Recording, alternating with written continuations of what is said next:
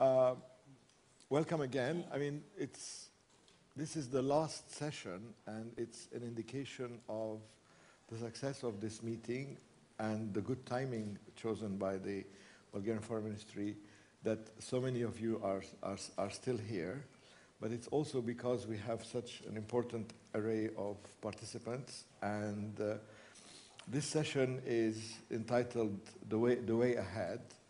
And we're not going to try and summarize the 2 days. They were too rich for that. But what I'm going to try to make the participants, the speakers do, is summarize from the Arab side what is, as a complement to the previous session, what is expected of Europe and the international community in terms of assistance, which has been one of the main themes of this meeting.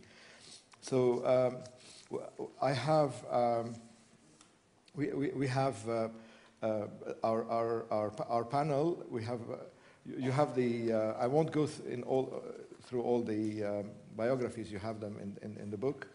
I'd like to welcome Mr. Boubacar Jamai from Morocco, Mr. Hassan Al-Nabi from Tunis.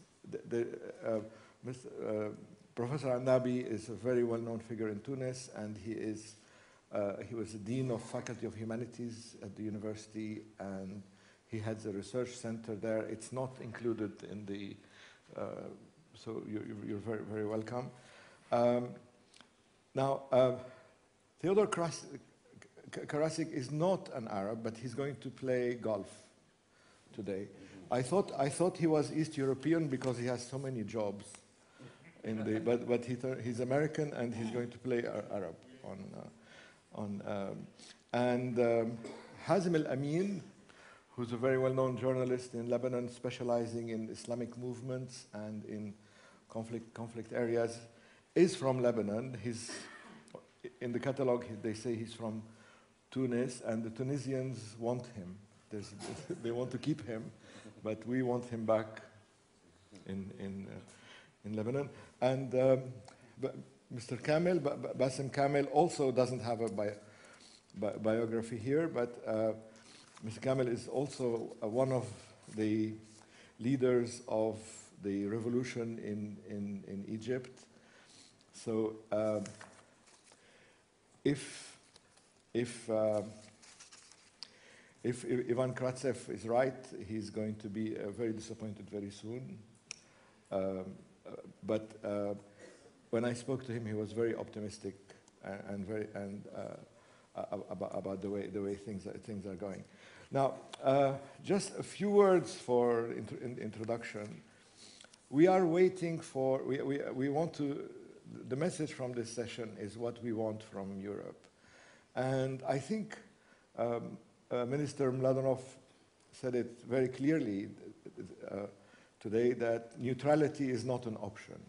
So a non-policy is in itself a policy. And so Europe does, and the West do not have the luxury of saying, let's keep our hands off and let's not interfere, and let's not impose our values. Or these are sort of post-colonial hang-ups which I think need a revolution in the European mind to get rid of, as well as the revolution that is happening and changing the concepts and that are driving the revolution in. And the need for a revolution in the European mind is even more necessary because I think the Arabs chose very bad timing for the revolution. They chose to revolt when the Europeans and the Americans had already decided that democracy is a bad idea, that democracy promotion programs have to be cut, that they should re-engage with the dictators of the region, that stability is much more important, and that all that talk that they had in 2003 was, I think, was a bad idea. So when the Arabs suddenly revolted and wanted democracy, the Europeans were looking another way.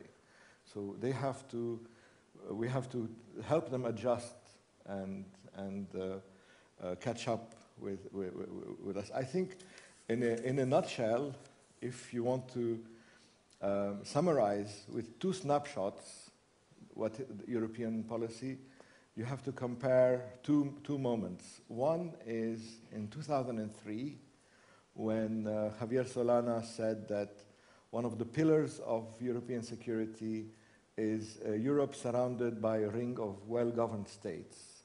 And that was the basis of the European neighborhood policy, which is built on the acquis communautaire, the enlargement directorate, which was directed to the enlargement mainly to Eastern European countries. So it's very relevant to this conference.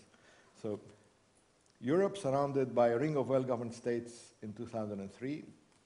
Then think of what was mentioned in the previous session, the Union for the Mediterranean. Imagine a snapshot of the European leaders, Nicolas Sarkozy, Angela Merkel, all the European leaders surrounded on the platform, surrounded by Bouteflika, Ben Ali, Mubarak, Bashar al-Assad, of course, and so a ring of very badly governed leaders, bad governed states leaders. So I think that exemplifies the new realism that came, that was settling in Europe when the Arabs were starting to think of the revolt. And the mood in the United States was also similar to that, and I think the personification of this is President Obama's speech in Cairo, where he almost apologized for democracy and reassured the Arab leaders that we will not impose our values on you, and we understand your specificities and all that. And part of the it's part of the collapse of the system, or the revolt against that is causing a collapse of the system, is also the collapse of many of the components that are attached to that to the system. So we have to reassess our understanding of what are Islamic movements, of concepts like what is security, what's an opposition, who is the opposition. When you have a very corrupt government, even the opposition is tainted by it. So we have a new page on this. So I think even corruption, which we discussed this morning, has a new meaning. Free people are corrupt in a different way than people who live under dictatorship. Migration, which has been a very important theme mentioned by several European here, is also needs to be re-examined. I think now that that the countries are free, the population thinks in a free way, we may be seeing a reverse migration. People emigrated to Europe to escape from dictatorial regimes. They've acquired skills, they've acquired capital, and now that the regimes are gone, some of them will be going back. So migration is a two-way process. Again, also there was risk and security had acquired different meanings. Now, I think I will start from Mr. Karasik. Would you mind? Of course. About the perspective from the GCC states, yes. From GCC states, and I'm going to leave Bassem Kamel to the end because he's coming hot off the revolution. Of course. Okay, thank you very much. As was said a moment ago, my perspective is from the GCC states, from the leadership levels all the way down to the people on the street. And I think the first thing that we have to take away from this particular event, which has really been quite interesting and wonderful, is about the title of the panel itself. It is called The Way Ahead, but I think it should be renamed The Way Forward is Difficult.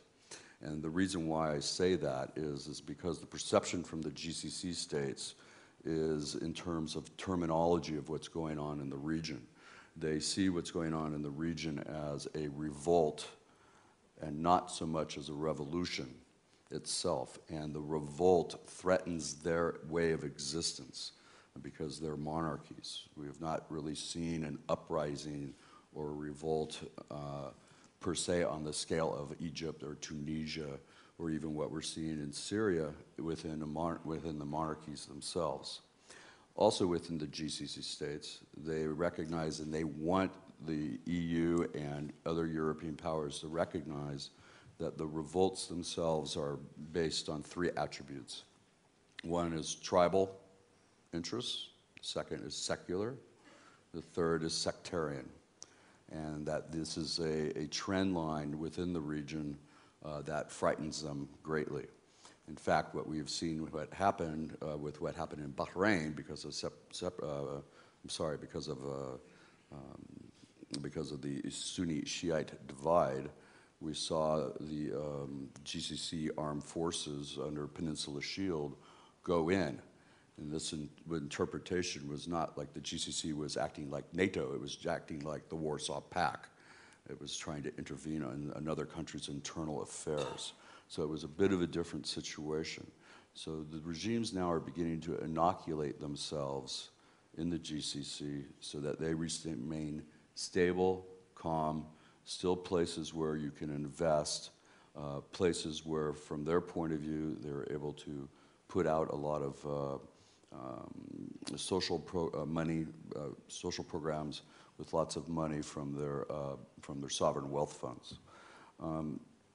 From the perspective of the GCC, when we move forward in the way ahead, which is difficult, is that from their perspective, they don't look at 1989 and the revolutions of Eastern Europe as on the same model.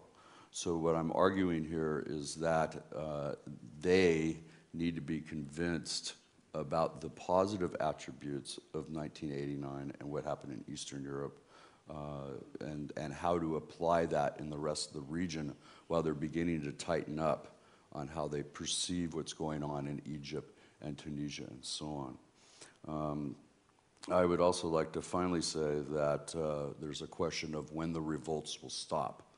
And so they will interpret the actions of, and watch and interpret the actions of Eastern European interests in the rest of the Arab world, and will be very sensitive to what is being done through those programs. And I think that's something that it needs to be made very clear to them in terms of their outlook on lessons learned. Thank you. Thank you. I'm counting the elephants in the room, and from your talk, there is Iran missing, there's the United States missing on that,